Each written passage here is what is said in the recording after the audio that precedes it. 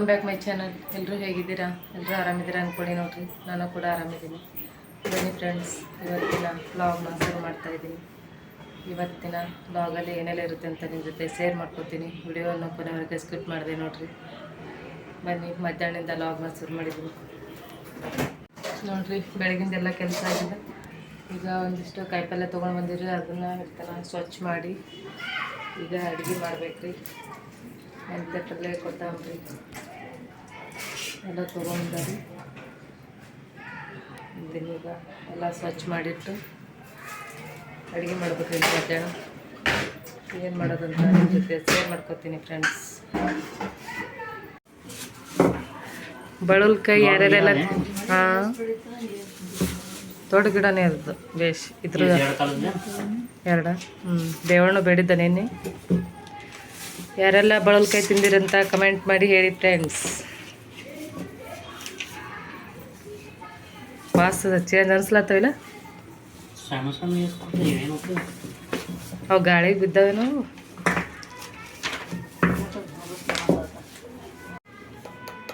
ಸಪ್ಪಳ ಬರ್ಬೇಕಲ್ಲ ಅದು. ಹಾಂ, ಈ ರೀತಿ ಸಪ್ಪಳ ಬರ್ಬೇಕು ನೋಡ್ರಿ. ಅವು ಕಾಯಿ ಪರ್ಫೆಕ್ಟಾಗಿ ಹಣ್ಣಾಗ್ಯಾವ ಅಂದ್ರೆ ಸಪ್ಪಳ ಬರ್ಬೇಕು. ಇಲ್ಲ ಸುಮ್ಮನೆ ತಾನು ಕರೆ ನಿಜ ಸುಡಲ್ಲ. ಬೇಕಾದ್ರೆ ಕೇಳ ಅತ್ತಿಗೆ. ಅದು ನಿನ್ಗೆ ಗೊತ್ತಿದ್ದಿಲ್ಲ.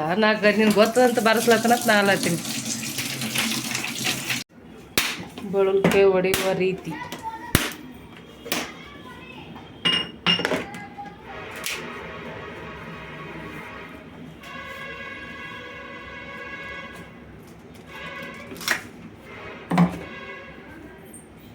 ಇದು ತೀರ ಮಸ್ತಾಗಿದೆ. ಇದು ವಾಸ ಕಲರ್ ಕಪ್ಪಿದ್ರೆ ಇದು ಅಂತಂತಾರೆ. ವಾಸ ಬರ್ಲತ್ತದೇನು?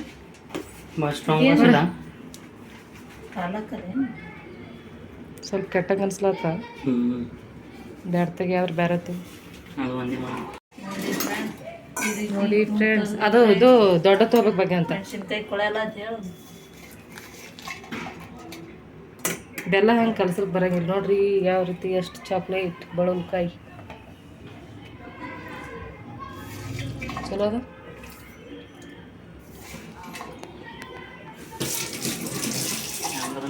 ಹಾಂ, ಭಾಳ ಟೇಸ್ಟ್ ಅದ ಹೆಂಗೆ ನೋಡಿ. ಯಾರೆಲ್ಲ ಬಳಲ್ಕಾಯಿ ಈ ರೀತಿ ಬೆಲ್ಲದಲ್ಲಿ ಸ್ವಲ್ಪ ಉಪ್ಪು ಬೆಲ್ಲ ಹಾಕಿ ಕಲ್ಸ್ಕೊಂಡು ತಿನ್ಬೇಕ್ರಿ. ಮಸ್ತ್ ಆಗುತ್ತೆ ಟೇಸ್ಟು. ಹುಳಿ ಮಧ್ಯಾಹ್ನ ಊಟಕ್ಕೆ ನೋಡ್ರಿ ಒಂದು ಸ್ವಲ್ಪ ಬೆಂಡೆಕಾಯಿ ಚಟ್ನಿ, ಬಿಸಿ ರೊಟ್ಟಿ ಮಾಡ್ಬೇಕಂತ ಬೆಂಡೆಕಾಯಿನ ಹುಡ್ಕೊಲ ಆಗ್ತದ್ರಿ.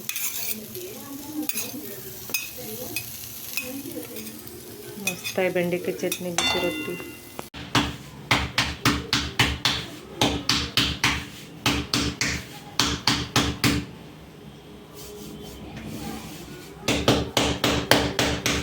ಮೊದಲೆಲ್ಲ ರೊಟ್ಟಿ ಕೈಲೇನೆ ಬಡಿತಿದ್ರಿ. ಈಗ ಬೆಲ್ಲೊಣಗಿ ಬಂದು ಜಾಸ್ತಿ ಕೈಲೇ ಬಿಡೋದೆ ರೂಢ ತಪ್ಪಿಟ್ಟದು ನೋಡ್ರಿ. ನಮಗೂ ಕೂಡ ನಾವು ಮೊದಲೆಲ್ಲ ಕೈಲೇನೆ ಬಡಿತಿದ್ದೆವು. ಆದ್ರೆ ನಮ್ಮ ಮನ್ಯಾಗ ನಮ್ಮ ಅತ್ತೆಯರಷ್ಟೇ ನಾವೇನು ಬಡಿತಿಲ್ರಿ.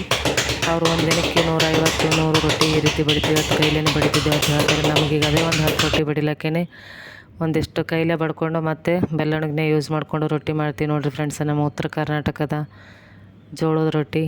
ಹಾಗೆ ದಿನಾಲೂ ನಮ್ಮ ಕಡೆ ಎಲ್ಲ ರಾಗಿ ಮುದ್ದೆ ಅದೇನು ಉಣಂಗಿಲ್ಲ ರೀ. ಡೈಲಿ ಮಾತ್ರ ರೊಟ್ಟಿ ಬೇಕಲ್ಲ, ರೊಟ್ಟಿ ಜಾಸ್ತಿನೇ ಬಡಿಬೇಕು ನೋಡ್ರಿ. ಊರಾಗಂತೂ ನಮ್ಮ ಮನೆ ದಿನಾಲೂ ಪ್ರತಿದಿನ ನಮಗೆ ಕಮ್ಮಿ ಅಂದ್ರೆ 70-80 ರೊಟ್ಟಿ ಬೇಕು ರೀ. ಇಲ್ಲಿ ನೋಡ್ರಿ ಹಾಗೆ ಕಮ್ಮಿ ಯಾವಾಗಾರೆ ಒಂದಿನ ಮಾಡ್ತೀರಿ ರೊಟ್ಟಿ. ಜಾಸ್ತಿ ಏನು ಮಾಡೋಂಗಿಲ್ಲ. ಡೈಲಿ ಒಂದು ಟೈಮ್ ಮಾಡೇ ಮಾಡ್ತೀವಿ, ಸಂಜೆಗೆ ಅಥವಾ ಮಧ್ಯಾಹ್ನ. ಇವತ್ತು ನಾನು ಕೂಡ ಮಧ್ಯಾಹ್ನ ಸ್ವಲ್ಪ ಬಿಸಿ ರೊಟ್ಟಿ ಮಾಡಿಕೊಂಡೆ ನೋಡ್ರಿ ಊಟಕ್ಕೆ. ಬಿಸಿಲು ಜಾಸ್ತಿ ಇದೆ ರೀ, ಸ್ವಲ್ಪ ಚಪಾತಿ ಕಾವಾಗುತ್ತೆ. ಈ ರೀತಿ ರೊಟ್ಟಿ ಕೂಡ ಇದು ಆಗುತ್ತೆ ಅಂಥೇಳಿ ರೊಟ್ಟಿನೇ ಮಾಡ್ಕೊಳತ್ತೀವಿ ನೋಡಿರಿ. ಬೆಂಡೆಕಾಯಿ ಚಟ್ನಿ, ಒಂದಿಷ್ಟು ಉಳ್ಳಾಗಡ್ಡಿ ಚಟ್ನಿ, ಬಿಸಿ ಜೋಳದ ರೊಟ್ಟಿನ ಮಾಡ್ಕೊಂಡು ನೋಡ್ರಿ ಫ್ರೆಂಡ್ಸ್ ಇವತ್ತು ಮಧ್ಯಾಹ್ನ ಊಟಕ್ಕೆ. ಈಗ ಕೈಲೇ ಬಿಡೋ ರೂಢನೇ ತಪ್ಪಿಟ್ಟದು ನೋಡ್ರಿ. ಈ ರೀತಿ ಬೆಲ್ಲೊಣಗ್ಲೇನೆ ಎಷ್ಟು ದೊಡ್ಡದಂತೆ ಅಷ್ಟು ದೊಡ್ಡದು ಬೆಲ್ಲೊಣಗ್ಲೇನೆ ಈ ರೀತಿ ಮಾಡ್ಕೊಳತ್ತೀವಿ ನೋಡ್ರಿ. ನಮಗೂ ಕೂಡ ಅದೇ ರೂಢ ಬಿದ್ದುಬಿಟ್ಟದ ನೋಡಿ ಫ್ರೆಂಡ್ಸ್. ಈಗ ಮಧ್ಯಾಹ್ನ ಊಟ ಅದೆಲ್ಲ ಆಯ್ತು ರೀ. ಈಗ ಒಂದಿಷ್ಟು ತುಪ್ಪ ಕಾಸ್ಕೊಳ್ಳೋದೈತೆ ರೀ. ಬೆಣ್ಣೆ ಮಾಡ್ಕೊಂಡು ಇಟ್ಕೊಂಡಿದ್ದೀರಿ, ಅದನ್ನೇ ನಾನೀಗ ತುಪ್ಪ ಕಾಸ್ಕೊಳತ್ತೀನಿ ನೋಡಿರಿ. ಈಗ ಬೆಣ್ಣೆ ತೊಳ್ಕೊವಾಗ ನಾನು ಒಂದು ಟಿಪ್ಸ್ನ ನಿಮ್ಮ ಜೊತೆ ಶೇರ್ ಮಾಡ್ಕೊತೀನಿ ಫ್ರೆಂಡ್ಸ. ಇದು ನಾವು ಸಣ್ಣವರಿದ್ದಾಗ ನೋಡಿರುವ ಟಿಪ್ಸ್. ನಮ್ಮ ಮನೆಯಲ್ಲಿ ಜಾಸ್ತಿ ಹೈನ್ರಿ. ಆ ಟೈಮ್ದಾಗ ನಮ್ಮ ಆಯಿ ಬೆಣ್ಣೆ ತೊಳಿತಿದ್ದಳು ಈ ರೀತಿ. ಅದು ಹೆಂಗಂತ ಈಗ ನಿಮ್ಮ ಜೊತೆ ಶೇರ್ ಮಾಡ್ಕೊತೀನಿ ನೋಡಿ ಫ್ರೆಂಡ್ಸ. ಬೆಣ್ಣೆ ಈ ರೀತಿ ನಾವು ತೊಳೆಯೋದ್ರಿಂದ ತಳಕ್ಕೆ ಅಂಟಂಗಿಲ್ಲ ಜಾಸ್ತಿ ಅಂತ ಹೇಳ್ತಿದ್ದಳು ನಮ್ಮ ಆಯಿ. ಒಂದಿಷ್ಟು ಜೋಳದ ಹಿಟ್ಟು ಹಾಕ್ಕೊಂಡು ಬೆಣ್ಣೆ ತೊಳ್ಕೊಬೇಕತ್ರಿ, ಒಳಗಿಂದೆಲ್ಲ ಹೊಲಸು ಬರ್ತದೆ ಅಂತ ಹೇಳ್ತಿದ್ರು. ನಮ್ಮ ಮನ್ಯಾಗ ಕೂಡ ಅದೇ ರೀತಿ ಮಾಡ್ತಿದ್ರು. ಜೋಳದ ಹಿಟ್ಟು ಅಥವಾ ಕಲ್ಲು ಉಪ್ಪು ರೀ, ಅಂದರೆ ದಮ್ಮನ ಹಳ್ಳಿನ ಉಪ್ಪನ್ನ ಹಾಕಿ ತೊಳ್ಕೊಬೇಕು, ಇಲ್ಲಾಂದರೆ ಜೋಳದ ಹಿಟ್ಟು ಹಾಕಿ ತೊಳ್ಕೊಬೇಕಂತ ಹೇಳ್ತಿದ್ದಳು ನಮ್ಮ ಆಯಿ. ಈ ರೀತಿ ತೊಳ್ಕೊಂಡು ಒಂದು 4ರಿಂದ 5 ಸಾರಿ ತಗೊಂಡು ಎಲ್ಲ ಸ್ವಚ್ಛಗೆ ತಿಳಿ ನೀರು ಬರೋ ತನಕ ತೊಳ್ಕೊಬೇಕು ನೋಡಿರಿ. ನೋಡಿ ಫ್ರೆಂಡ್ಸ್, ನೀವು ಕೂಡ ಈ ಥರ ಬೆಣ್ಣೆ ಜಾಸ್ತಿ ದಿನ ಇಟ್ಟು ಸ್ಟೋರ್ ಮಾಡಿದರೆ ತುಪ್ಪ ಕಾಸುವಾಗ ಈ ರೀತಿ ಒಂದಿಷ್ಟು ಜೋಳದ ಹಿಟ್ಟನ್ನ ಹಾಕಿ ತೊಳ್ಕೊಂಡು ನೋಡಿ ಫ್ರೆಂಡ್ಸ, ಮಸ್ತ್ ಬರುತ್ತೆ ತುಪ್ಪ. ಒಟ್ಟು ಸ್ಮೆಲ್ ಆಗಂಗಿಲ್ಲ, ಏನೂ ಆಗಂಗಿಲ್ಲ. ಒಳಗಿಂದೆಲ್ಲ ಕ್ಲೀನಾಗಿ ಹೊಲಸು ಹೊರಗಡೆ ಬರುತ್ತೆ. ಎಷ್ಟೇ ಕ್ಲೀನ್ ಮಾಡಿಟ್ರೂ ಆ ರೀತಿ ಬೆಣ್ಣೆ ಒಳಗೆ ಒಂದು ಸ್ವಲ್ಪ ಇರ್ತದೆ ನೋಡಿರಿ ಕಲರ್ ಯಾವ ರೀತಿ ಕಾಣ್ತಾ ಇದೆ. ತುಪ್ಪದ ಕಲರ್ ನೋಡಿದ್ರಂತರೂ ಎಷ್ಟು ಮಸ್ತ್ ಕಲರ್ ಬಂದಿದೆ ನೋಡಿ ಫ್ರೆಂಡ್ಸ. ಇದು ಡೈರಿ ಹಾಲಿಂದೇ ಪಾಕೆಟ್ ಹಾಲಿಂದೇ ರೀ ಇದು ಬೆಣ್ಣೆ. ತುಪ್ಪ ಕಾಸುವಾಗ ನೋಡ್ರಿ ಈ ರೀತಿ ಕುದಿಲಕ್ಕತ್ತದಲ್ಲ, ಈ ಕುದಿಯೋದು ಸ್ವಲ್ಪ ಕಮ್ಮಿ ಆದ ಕೂಡಲೇ ತುಪ್ಪ ರೆಡಿಯಾಗಿದೆ ಅಂತ ಹೇಳ್ತಿದ್ರಿ. ಈಗ ನಾನು ಕೂಡ ಅದೇ ರೀತಿ ಕಾಸ್ತೀನಿ ನೋಡಿ ಫ್ರೆಂಡ್ಸ್. ಈಗ ಎಲ್ಲ ಕುದಿಯೋದಾಗಿದೆ ರೀ. ಇದು ತುಪ್ಪ ಅಂದ್ರೆ ಕುದಿಯೋದು ನಿಂತ್ಬಿಟ್ಟಿದ್ದೀರಿ. ಅದಕ್ಕೆ ಆಮೇಲೆ ಈಗ ವಿಳ್ಯದೆಲೆ ಅಂದರೆ ತಿನ್ನೋ ಎಲೆ ಇದ್ದರೂ ಕೂಡ ಅದರಲ್ಲೇ ಒಗ್ಗರಣೆ ಹಾಕ್ಬೇಕ್ರಿ ತುಪ್ಪಕ್ಕೆ. ಇಲ್ಲಾಂದ್ರೆ ನಮ್ಮ ಕಡೆ ಎಲ್ಲ ಹಳ್ಳ್ಯಾಗ ಕುಳ್ಳಿನ ಬೂದಿಲಿಂದ ಒಗ್ಗರಣೆ ಹಾಕ್ತಿದ್ರಿ. ಆದರೆ ಈಗ ನಾನು ಏಲಕ್ಕಿನ ಯೂಸ್ ಮಾಡಿಕೊಂಡು ಒಂದು ಸ್ವಲ್ಪ ನೀರಲ್ಲಿ ಎದ್ದು ತುಪ್ಪಕ್ಕೆ ಹಾಕಿದ್ರೆ ಮಾತ್ರ ತುಪ್ಪದ ವಾಸ ಕೂಡ ಮಸ್ತ್ ಬರ್ತದೆ ರೀ. ಅದರಲ್ಲಿ ತುಪ್ಪಕ್ಕೆ ಬೆಸ್ಟ್ ಅಂದ್ರೆ ಕುಳ್ಳಿನ ಬೂದಿ ನೋಡಿರಿ. ಈಗೆಲ್ಲ ಸಿಗುತ್ತೆ ಕುಳ್ಳಿನ ಬೂದಿ ನೋಡಿ. ಇವತ್ತು ನಾನು ನಿಮ್ಮ ಜೊತೆ ಮಿನಿ ಹಿಟ್ಟಿನ ಗಿರಣಿನ ಟೂರ್ನ ಮಾಡ್ತಾಯಿದ್ದೀನಿ. ಅಂದ್ರೆ ಮಿನಿ ಹಿಟ್ಟಿನ ಗಿರಣಿ ನಮ್ಮ ಮನೆಯಲ್ಲೇ ಹಿಟ್ಟಿನ ಗಿರಣಿ ಇದೆ ಫ್ರೆಂಡ್ಸ. ಅದನ್ನೇ ನಿಮ್ಮ ಜೊತೆ ಈಗ ತೋರಿಸ್ತೀನಿ ಹೆಂಗಿದೆ ಅಂತೇಳಿ.